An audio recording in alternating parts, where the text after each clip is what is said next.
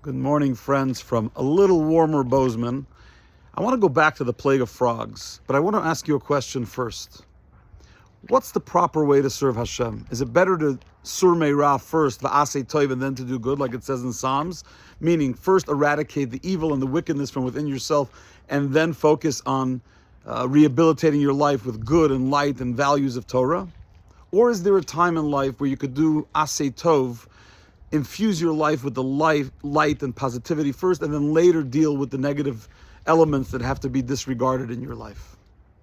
In the plagues, in the order of the plagues, first you had blood, then you had frogs.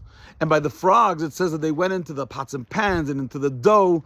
And the Medrash says in Shmois Rabbah, it says that they went into the ovens and they cooled down the oven fires. Meaning, unlike today where it's gas and it would continuously flow, back then, if all the fires were made with wood or coal, the reality is that if you put a bunch of cold, wet frogs on the fire, it's going to cool it down.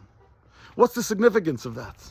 One of the earliest Farbrengens of the Rebbe in the 1950s, he said as follows: the plague of blood was to take water, which is cold, representing apathy and a sense of being uninterested in the goodness and the values of Torah, and you turn it into blood. You turn it into passion, to heat. You become passionate about the things that you need to become passionate about. In our case, the passion to serve God with Torah and mitzvahs. Frogs, on the other hand, represented the sur meirah. They represented the goal of going to the passions that are unhealthy, to the addictions and the things that make us excited in the realm of materialism and physicality, and to cool it off, to chill the passion for the things that aren't good.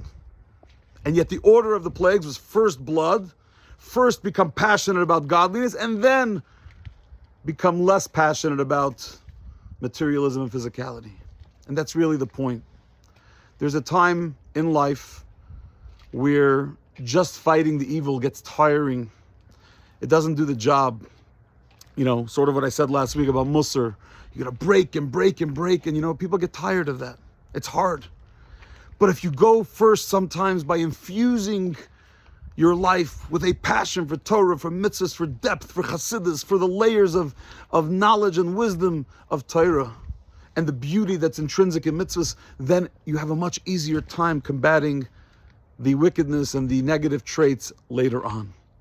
So it's not like one way is wrong and the other is right. It's just a recognition that even though generally the pasuk says, the verse says, sur meirah va'aseh tov, there are times in life that blood comes before tzfardeh, before the frogs, because aseh tov can sometimes come before sur meirah. Have a phenomenal day.